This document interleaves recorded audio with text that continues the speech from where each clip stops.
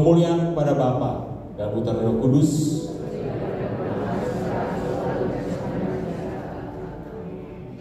Silakan. Shalom Bapak Ibu, selamat malam. Bukunya ditaruh dulu, jangan dibuka. Ya, biar lihat saya dulu. Bukunya ditutup dulu semua. Oke. Yang sudah ikut sampai malam hari ini sesi keberapa? 4 atau 3? 3. Ayo. 4. Yang benar. Apa aja coba 4? Ayo, apa? Jangan bukunya jadi gitu. Ya, apa? Udah 4 sesi? Seingat saya 3 loh. Hah? Apa Ibu? Doa? Bertumbuh dalam iman? Firman? Terus? Apa ini? Ini curang juga.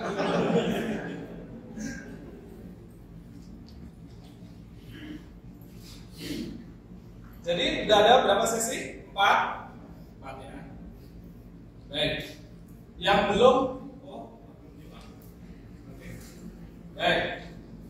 Ini sudah dijelaskan di pertama, ya, bahwa setelah masa kita mengalami sebuah SHDR, ya, Seminar Hidup Baru Dalam Roh, itu adalah sebuah gerbang. SHDR itu sebuah gerbang untuk kita mau masuk ke dalam satu lingkup karismatik, bisa dibilang.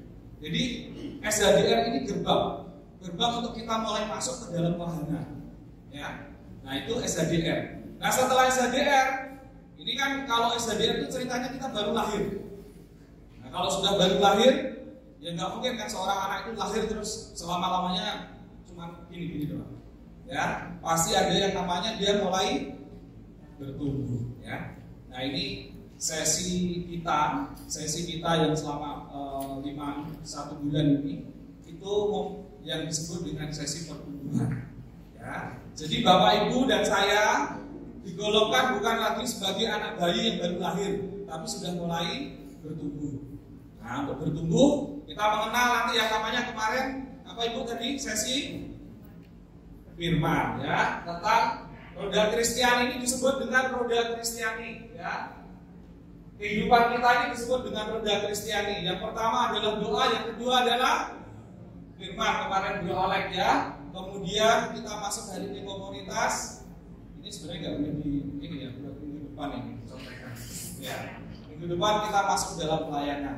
Tetapi roda Kristiani yang kita lewati itu harus semata-mata adalah karena ada porosnya yang di tengah, yaitu Kristus sendiri.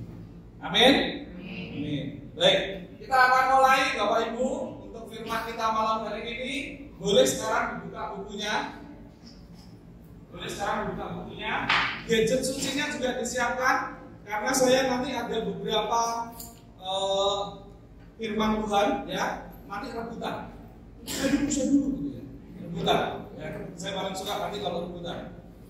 Ya, nanti seperti biasa setelah sesi rebutan nanti yang pemenangnya akan saya kasih hadiah. Iya, ucapan terima kasih. Tahu Ibu ya. Baik. Kita akan buka sesi ini adalah mengenai komunitas. Ini garis backgroundnya, ya.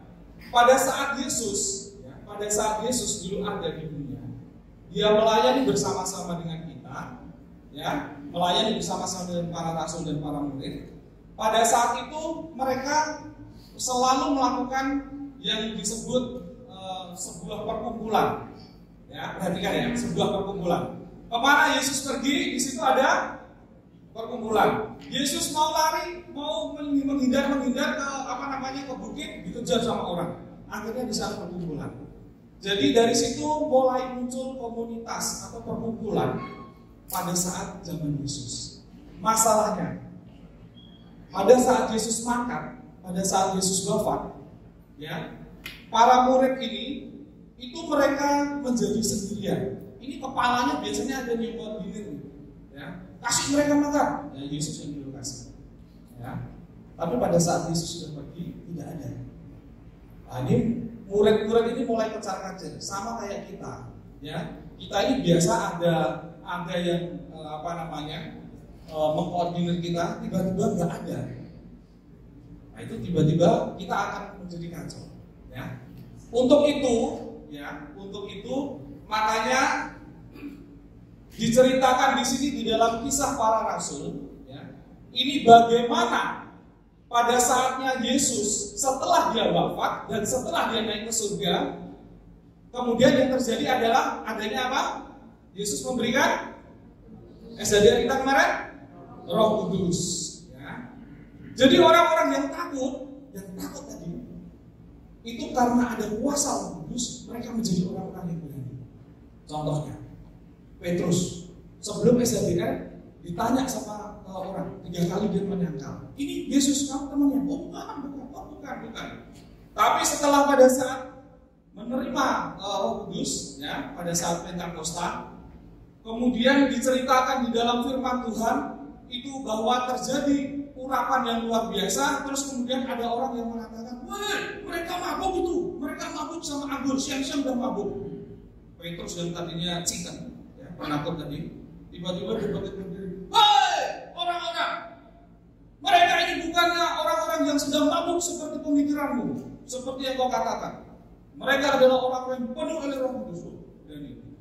Nah ini karena adanya Roh Kudus, kuasa Roh Kudus. Nah belum cukup nih orang-orang yang sudah penuh dengan kuasa Roh Kudus ini, kalau cuma sendirian kayak Petrus, sendiri aja, dia akan lama-lama akan tenggelam, lama-lama akan sepi, ya. Kalau di buku Bapak Ibu bisa lihat itu sebenarnya diilustrasikan dengan apa? Dengan apa? Ilustrasinya udah baca? Ilustrasinya tentang apa? Kompor gas. Ilustrasinya apa itu? Oh, kayu bakar. Tadi saya udah beli kayu bakar sebenarnya di pasar. Cuman saya ingat kalau saya pasang di sini nanti saya dimarahin promo. Ya, ilustrasinya mengenai kayu bakar. Bapak Ibu, kayu bakar itu kalau cuma satu kayunya, ya, terus kita taruh, itu lama-lama akan cepat mati. Tapi yang pernah ikut camping, ya, biasa kayu bakar disusunnya segitiga, ya, kemudian dibakar di tengahnya ada celah-celahnya. Di situ kemudian nanti apinya akan nyala terus-terusan, ya. Itu nanti kita akan lihat. Baik, kita akan lihat dari sini dulu. Cara hidup jemaat yang pertama, ya. Ini kalau saya maaf. Saya sampai jam berapa? Suka saya, enggak apa-apa.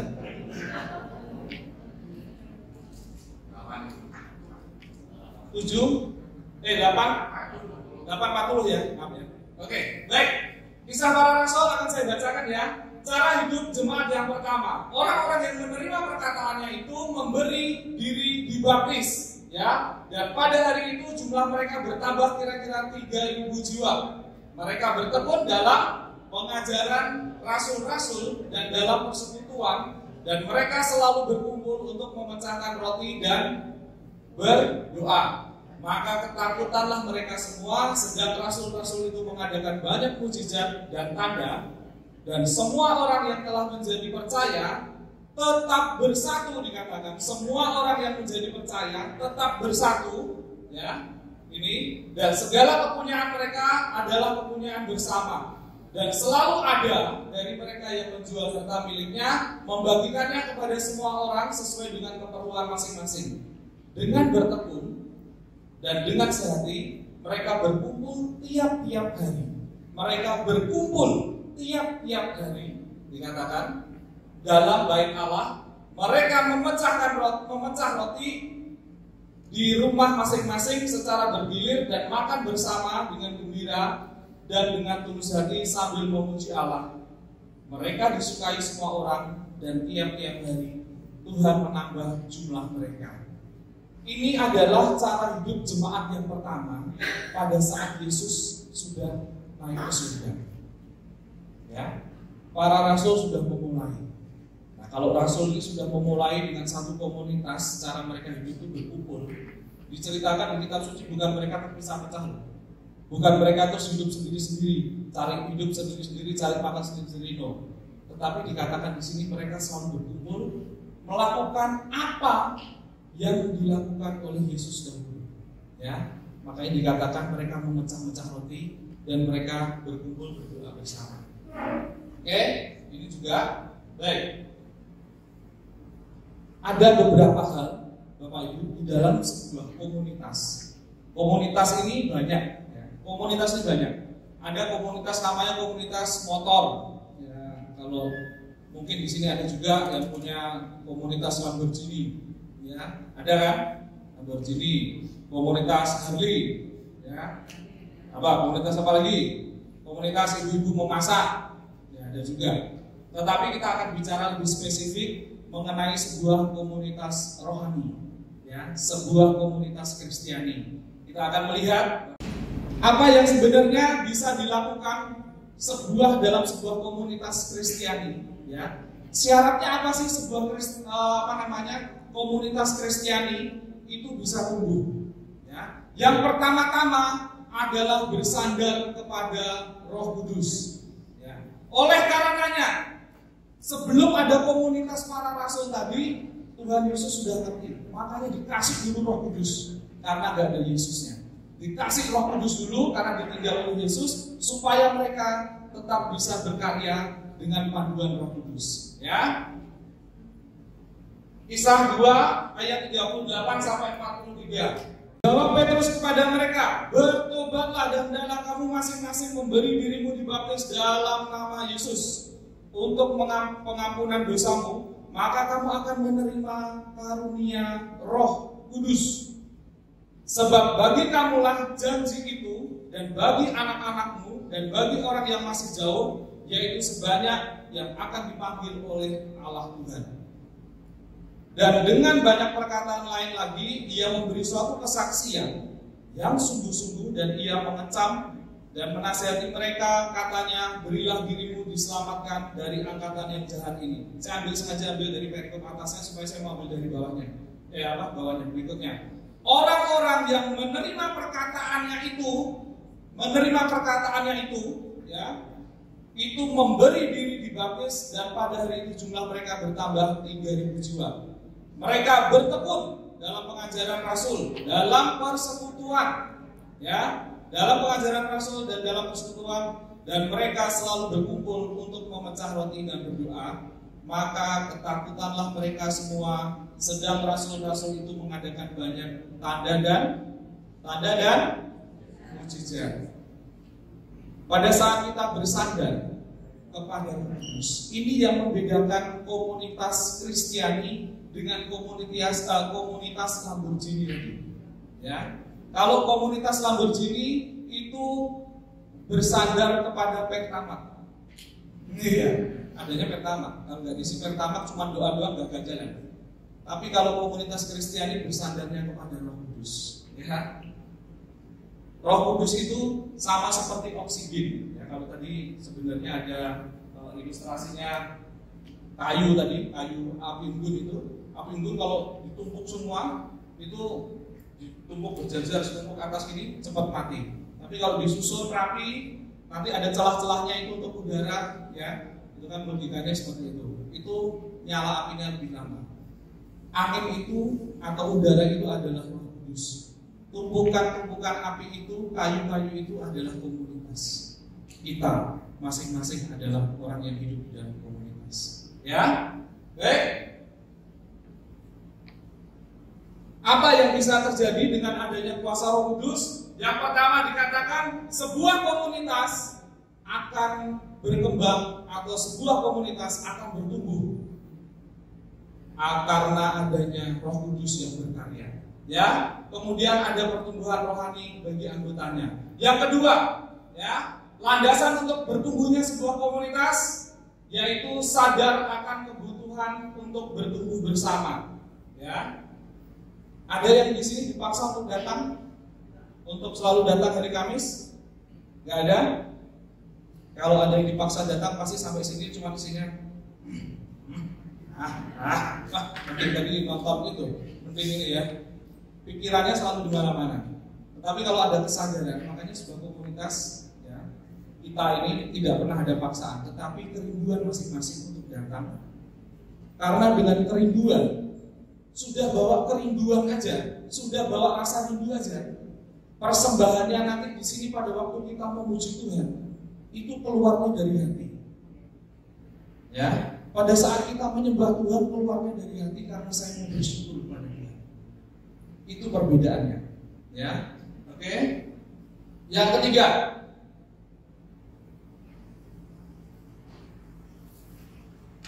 ya, saya akan sedikit cepat karena waktunya ternyata tipis. Ya, melihat keragaman anggota komunitas ini, kalau firman Tuhan mengatakan satu tubuh tetapi banyak anggota. Ya, satu tubuh banyak anggota. Komunitas kita ini beragam. Ya, orang-orangnya yang Bapak Ibu lihat pada saat mereka pelayanan, mereka beragam. Ada yang pemerhati di belakang, ya, mereka absensi dan segala macam. Ada yang konsumsi, ya. Pasti ada yang setiap habis PD pengennya konsumsinya apa nih? Konsumsinya apa nih? Ya, penasaran konsumsinya apa? Hari ini kebetulan tidak ada konsumsi. Mohon maaf, ya, hanya ada aqua gelas. Ya, betul ya, Bro ya? Oh enggak. Saya ketipu. Baik. Ya. Beragam para isi komunitas itu, mereka mempunyai karunia dan talenta masing-masing, Bapak Ibu. Bayangkan kalau isinya di sini semua cuma pemain musik, siapa yang mau jadi BL? Kalau semuanya jadi BL, siapa nanti yang akan bicara? Ya, kalau Bro Alek sama Bro Gun sudah cukup, ya, sama si Sanita, ya, bertiga sudah cukup lengkap. Kalau saya tukang ngocek aja. Ya, beda. Itu pewarta, itu pewarta, itu WL, itu WL. Baik, ya. Ini keragam ini justru yang akan memperkaya kita, Bapak Ibu. Ya, perbedaan karakter, bakat itu adalah sebuah anugerah bagi komunitas. Yang sudah hidup di dalam komunitas lama? 5 tahun? 1? 2? Pernah berantem nggak? Pernah ribut ya di komunitas? Komunitas apa aja ya? Bukan komunitas saja persekutuan doa. Ya, pernah ribut ya? Pernah gesekan ya? Saya selalu mengibaratkan sebuah komunitas itu, Bapak Ibu, seperti gelas, ya, yang dibawa dalam sebuah nampan. Saya kalau perhatiin di di restoran, kalau yang pesan banyak itu nampannya dibawa, isi gelasnya itu penuh karena dipadat-padatin. Pada saat jalan bunyinya apa? Itu karena apa? Gelasnya saling berbenturan. Sebuah komunitas itu sama dengan kita hidup di dalam sebuah nampan. Gelas-gelasnya itu kita. Pada saat jalan, komunitas ini jalan, mereka akan bergeser. Masalahnya adalah kadang ada gelas yang harus retak pada saat berbenturan terlalu kencang. Retak. Ada yang bertahan. Kita di dalam komunitas pun seperti itu. Ya, tetapi masalahnya adalah bagaimana kita bisa mengcreate supaya gelas itu tidak pecah. Ya, itu nanti sesi komunitas beda lagi. Ya, oke. Yang keempat adalah landasan untuk bertumbuh sebuah komunitas itu menjadi sarana keselamatan bagi Allah. Ya, komunitas itu laksana gembala yang baik. Kok bisa? Komunitas laksana gembala yang baik.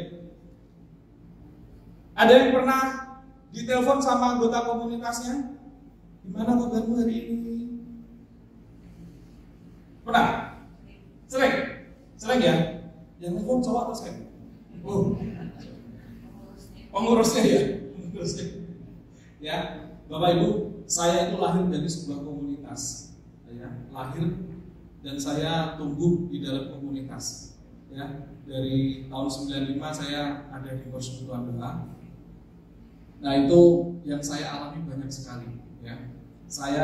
Saudara saya itu lebih bersaudara saya di dalam sebuah komunitas, di dalam saudara-saudara saya di dalam Persekutuan Doa, anggota-anggotanya, tim-timnya.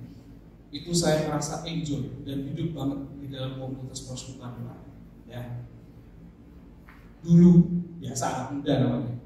Anak muda itu dulu hebohnya cuma 2. Yang pertama itu kalau makan gratis, ya, anak mahasiswa makan gratis. Yang kedua kalau putus cinta, beres. Urusannya cuma 2 itu doang. Ya, suatu saat saya ngalamin yang kedua nih, putus cinta ya.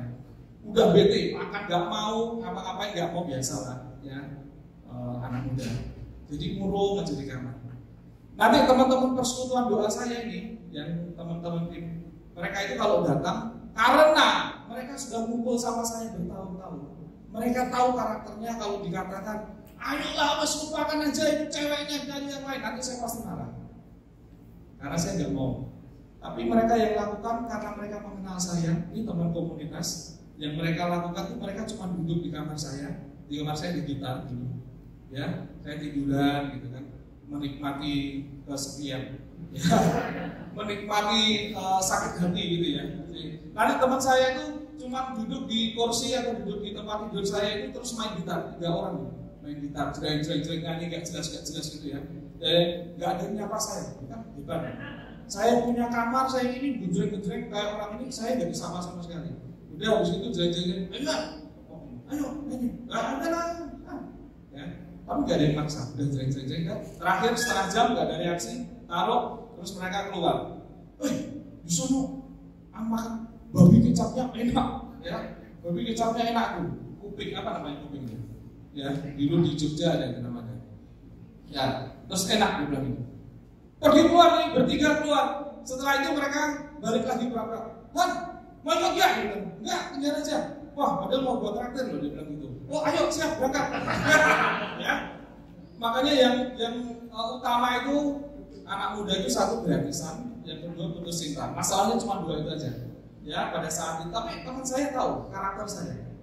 Nah ini loh, mereka ini laksana gembala yang baik. Teman-teman komunitas saya ini kayak gembala yang baik.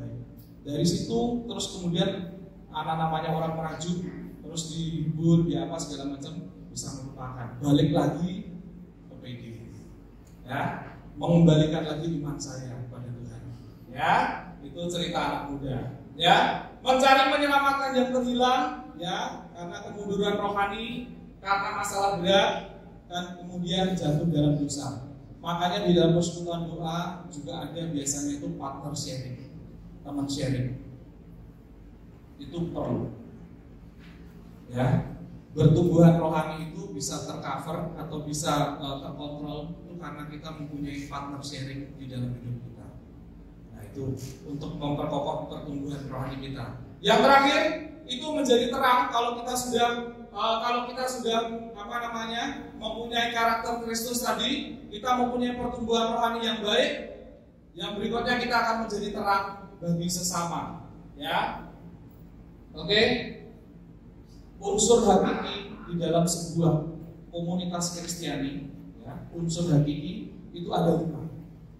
Ini sama dengan yang 5 tugas gereja yang harus ada, ya. Yang pertama apa? 5 tugas gereja di buku. Yang pertama apa? Koinonia, atau bersatu dalam kasih persaudaraan, ya. Filipi 2 ayat 2, salah satu tolong baca. Filipi 2 ayat 2. Hah?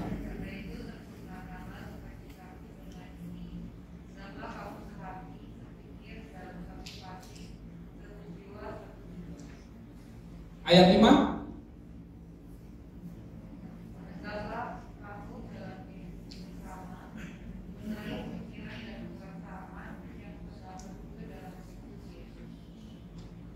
Oke, ya. Bersatu dalam kasih persaudaraan, hendaklah kamu bersama, ya, meletakkan dasar itu di dalam kasih, ya. Komunitas Kristiani ada yang namanya Ecclesia Domestika, ya. Itu adalah gereja rumah tangga. Itu adalah komunitas paling dasar di dalam gereja kita, ya. Ecclesia Domestika, gereja rumah tangga. Itu adalah komunitas yang pertama yang ada di dalam diri kita, dalam sekitar kita. Kemudian ada persekutuan doa, dan kemudian banyak yang lain, ya. Ada Legiun Maria, ada kemarin anak saya mau ikut apa itu namanya, yang anak muda apa namanya, Antiok, ya, dan sebagainya, ya. Terus ada meditasi Kristiani, ada persekutuan doa, ya. Apa yang harus dilakukan supaya kita bisa ini mempunyai karakter atau mempunyai unsur koinonia di dalam hidup kita, ya, di dalam sebuah komunitas Kristiani. Ini yang harus dilakukan. Tadi saya sudah cerita, supaya gelasnya tidak berbenturan dan pecah. Supaya gelasnya tidak berbenturan dan pecah. Ini loh yang harus dilakukan Bapak Ibu. Kalau semua orang mempunyai pemikiran masing-masing, mempunyai ego masing-masing, hidup di dalam satu komunitas, ini ada berapa? 100, tapi punya pemikiran masing-masing, pasti kita akan hidup. Tetapi hal yang harus dilakukan adalah pertama, mengutamakan kepentingan bersama dan bukan kepentingan pribadi. Ya, yang kedua, mengutamakan kasih saat ada konflik. Makanya Mother Teresa ngajarinnya belajarlah untuk rendah hati. Ya, ada yang sudah tahu caranya Mother Teresa mengajari rendah hati? Ya, banyak itu. Nanti dibaca, cari di Google. Tapi salah satunya mengatakan seperti ini. Terimalah kesalahan. Kalau terimalah kamu disalahkan walaupun itu bukan kesalahan. Luar biasa. Mother Teresa. Saya belajar itu luar biasa. Ampun izin. Susah, ya. Walaupun nggak salah, tapi kamu disenggol, disalahkan, terima aja. Mother Teresa mengajarkan untuk rendah hati. Ya, ini loh. Kalau rendah hati, utamakan kasih saat ada konflik. Ya, sesama anggota atau saudara itu saling menolong dan meneguhkan. Dan yang penting adalah ikut kegiatan bersama. Selalu ikut kegiatan bersama. Setiap hari Rabu. Benar ya Pak? Kamis. Berarti masih melek. Oke, unsur yang kedua. Sebuah komunitas Kristiani harus ada unsur yang disebut dengan liturgia. Ya, liturgia ini apa? Kalau bahasa Yunani-nya itu diambil dari kata dasar liturgio, ya, ini merujuk artinya karya publik atau merujuk pada pelayanan publik yang dilakukan oleh imam. Ya, nih artinya liturgi adalah perayaan misteri karya keselamatan Allah di dalam Kristus yang dilaksanakan oleh Kristus, ya, Sang Imam Agung bersama gereja. Gerejanya siapa? Bapak Paus menulis seperti ini. Liturgi adalah ibadat penyembahan. Ya, liturgi adalah ibadat penyembahan yang dilaksanakan oleh tubuh mistik Kristus. Siapa tubuh mistik Kristus itu? Kita. Ya, keseluruhan, yaitu kepala dan anggotanya. Itu kita adalah tubuh mistik Kristus. Ya. Doa di dalam sebuah komunitas Kristiani, makanya kalau mau mengacu kepada liturgia tubuh mistik Kristus, makanya kita berliturgi setiap hari Minggu. Kita memecah roti bersama. Fokus kita kepada pastor. Hah? Yesus. Oh ya. Fokus kita kepada Yesus. Saat imam mengangkat roti dan memecah-pecahkannya, saat itulah tubuh Kristus dipecahkan. Ya, itulah fokus kita pada saat kita bersama-sama mengadakan Ekaristi Kudus. Sebuah komunitas Kristiani, judulnya adalah komunitas yang Kristiani. Fokusnya juga harus sama, yaitu liturgia. Semua doa-doa kita berpusatnya hanya kepada Yesus. Makanya Bapak Ibu kalau pada saat berdoa tadi sudah diajak penyembahan kepada Tuhan, fokusnya jangan pikir pada saatnya ini masakan tadi udah diangkat atau belum. Aduh tadi jemurannya belum diangkat, kelihatannya mendung. Fokusnya kepada jemuran, bukan kepada Tuhan. Ya, oleh karenanya liturgia harus ada di dalam komunitas kita, berpusat kepada Tuhan. Semua doa-doa kita pusatnya kepada Tuhan. Ya. Baik, yang ketiga, sebuah komunitas Kristiani harus ada unsur yang ketiga, yaitu adalah diakonia. Ya. Yang artinya adalah pelayanan. Kenapa? Sebab diakonia ini yang dilakukan oleh Kristus, oleh Yesus sendiri pada saat dia masih bersama-sama dengan para rasul. Apa yang dilakukan? Bagi-bagi duit. Hah? Apa yang dilakukan oleh Yesus? Apa yang dilakukan? Apa yang dilakukan Yesus? Membasuh kaki para murid. Yang dilakukan Yesus pada saat pelayanan, pada saat dia bersama dengan para rasul, bersama dengan para murid, cuma satu: pelayanan. Itu yang cuma Yesus lakukan. Ya, ini. Makanya Yesus mengajarkan kepada kita pelayanan ini. Ya, nanti buka di dalam Markus ini. Silakan buka di dalam Markus. Buka dulu satu deh. Baca dulu satu. Biar nggak ketinggalan. Markus 10 ayat 45. Satu orang. Cepat. Paling cepat. Oke, batal. Karena Anak Manusia juga datang bukan untuk dilayani, melainkan untuk melayani dan untuk memberikan nyawanya menjadi tebusan bagi banyak. Amin. Ya, karena Anak Manusia dikatakan datang bukan untuk dilayani, tetapi untuk melayani. Itu dia. Tuhannya sudah ngajarin, Yesusnya sudah ngajarin. Itu yang cuma dia lakukan selama ada bersama dengan kita. Ya, komunitas Kristiani yang berpusat kepada Yesus pun harus melakukan hal yang sama. Tante terharu, habis baca langsung nangis. Ya, maka di dalam sebuah komunitas, ya, pelayanan itu menjadi sebuah karakteristik yang utama.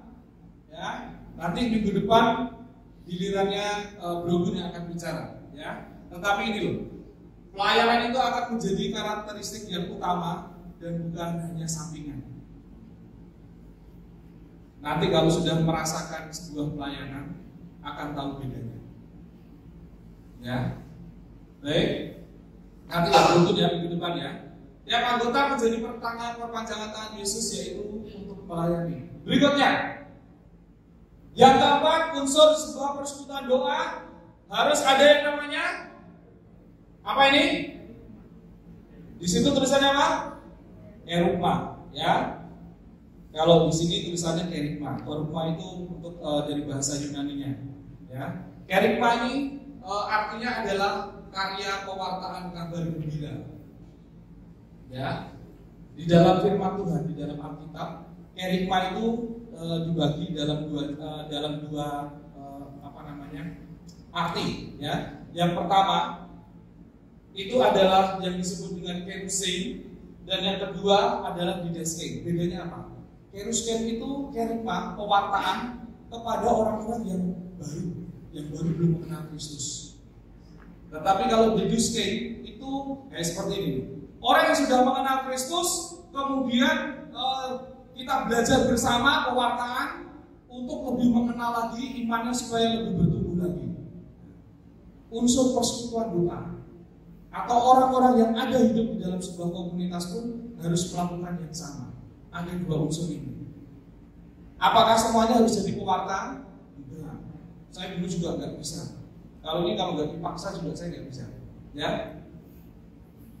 Tetapi pewartaan yang baik adalah yang kita lakukan pada saat kita bisa menunjukkan kepada mereka, kepada orang-orang di luar sana, bagaimana kita mempunyai kasih, bagaimana kita mempunyai sifat apa yang seperti Kristus punya. Ya, dengan cara menolong di keluarga, jangan marah-marah terus. Ya, bersama dengan orang-orang di sekitarmu, ya jangan terus ngomel-ngomelin orang. Ya, kemarin saya juga sudah ngobrol sama siapa ini, membiasakan diri. Dulu kan saya suka marah-marah, ya. Dulu suka marah-marah. Sekarang membentuk karakter Kristus. Kalau ada motor lewat, wah, masuk, saya belum pernah gitu. Motor cuek nempel saya berjatuh, saya putar balik, saya kejar, kejar-kejaran kayak orang gila. Ya, tapi begitu sekarang, wah, pasti mau ke toilet cepat-cepat. Pasti mau ke toilet cepat-cepat. Ya, saya bikin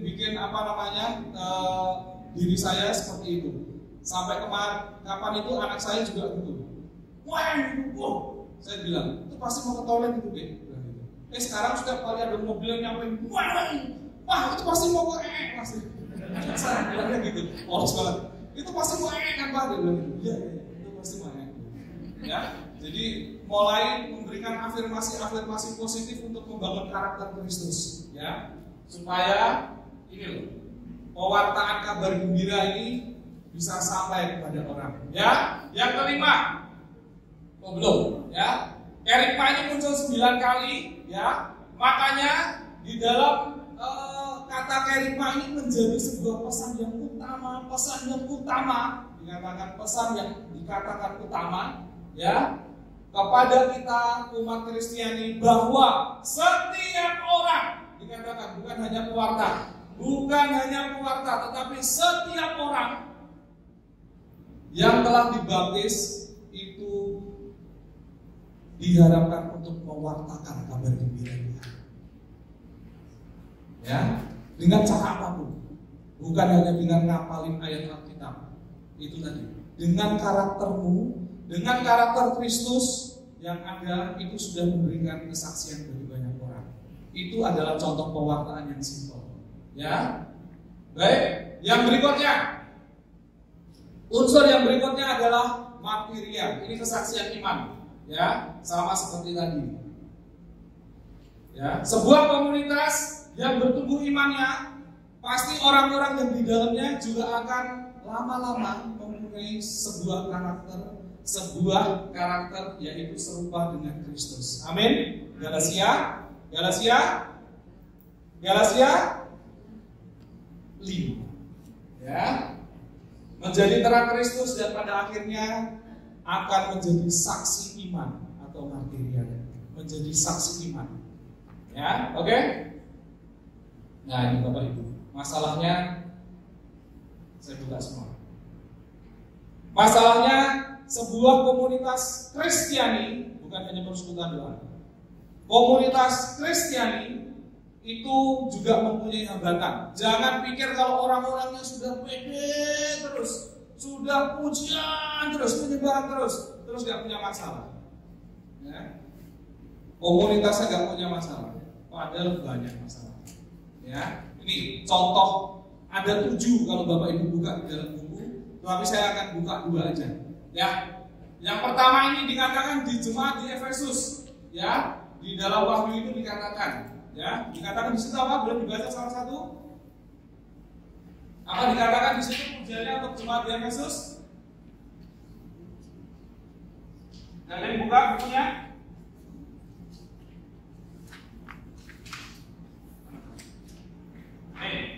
Halaman 46. Wah, halamannya sudah dibuka. Baik, ya, Rasul Yohanes memuji jemaat perdana di Efesus yang luar biasa tekun, dikatakan, dan tidak mengenal lelah dalam perjuangan mempertahankan iman di tengah kesukaran dan penderitaan. Dipuji. Jemaat di Efesus ini luar biasa, ya. Tapi di bawahnya dicela. Namun ia menegur mereka, dikatakan apa? Dikatakan apa? Baca bukunya, dikatakan meninggalkan kasih yang mula-mula. Ya, Bapak Ibu,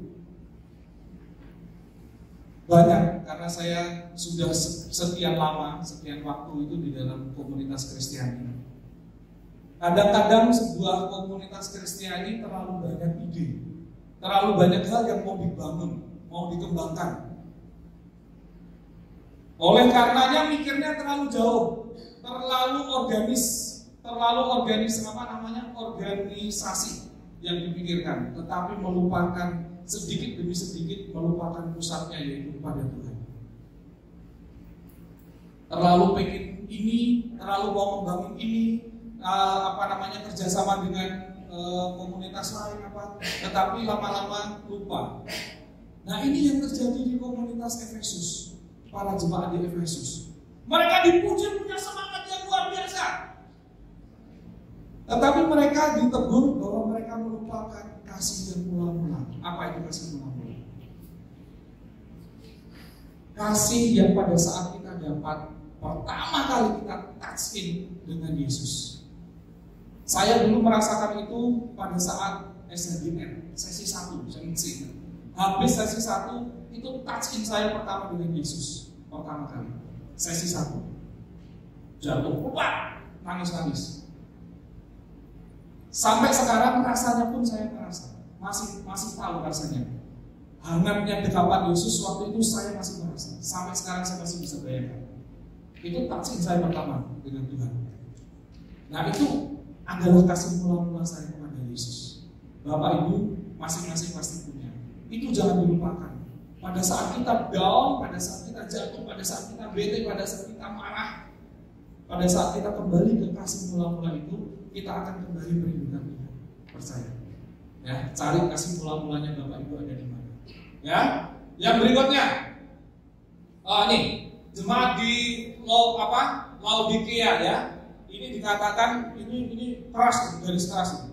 Dikatakan suam-suam kuku, ya, panas enggak, dingin pun enggak. Baca nanti di situ. Panas enggak, dingin pun enggak.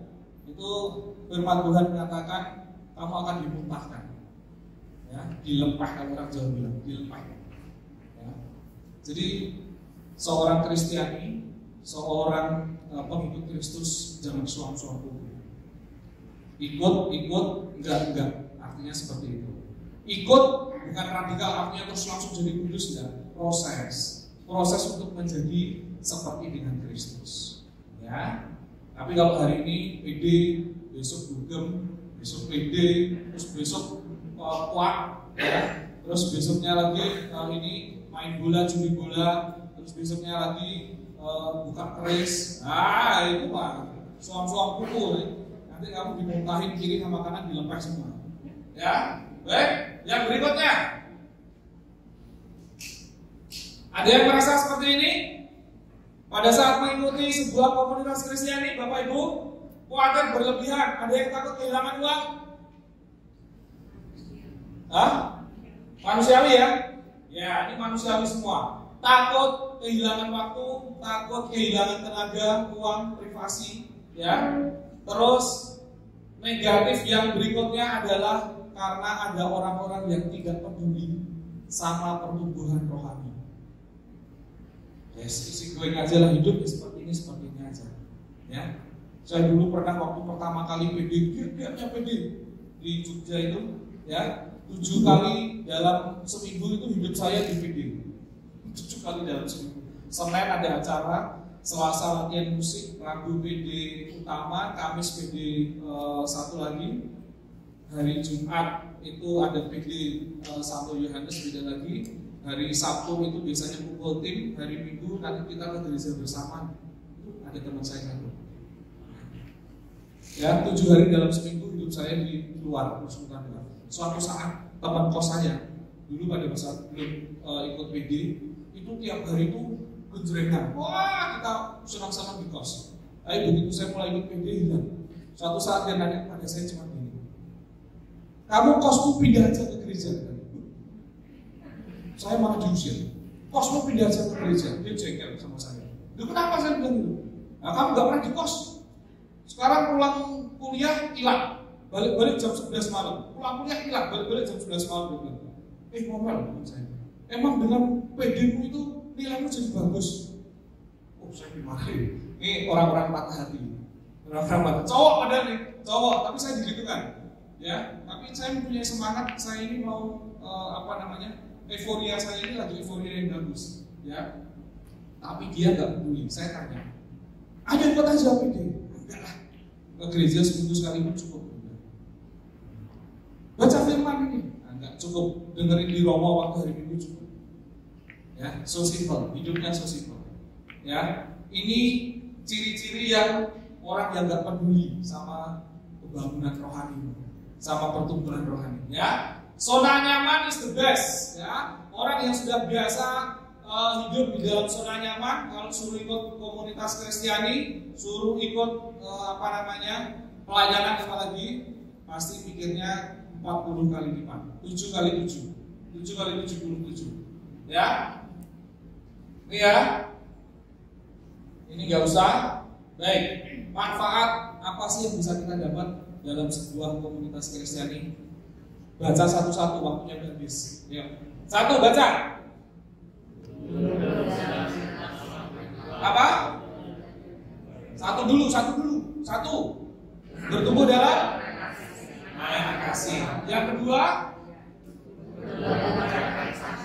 yang ketiga, yang keempat, kelima, Keenam, 7, 8, 9, 10. Yang nggak punya semua siapa? Pertanyaannya gimana itu? Yang nggak punya semua siapa? Ya, kalau nggak punya semua berarti harus ada yang dievaluasi. Ya, saya dulu kalau suruh, saya Katolik dari kecil, tapi saya agak jauh kalau masalah Bunda Maria. Ke gereja kalau nggak dipaksa pun saya udah.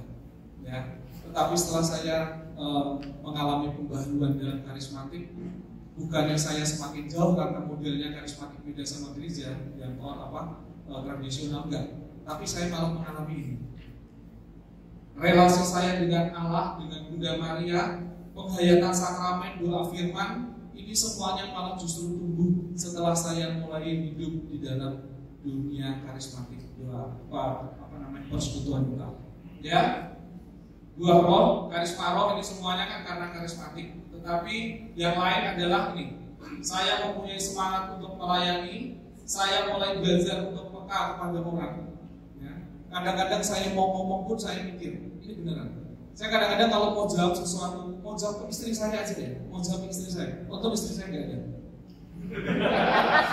Kadang-kadang kalau istri saya bangun, saya mau jawab pun saya kadang-kadang mikir dulu, logika.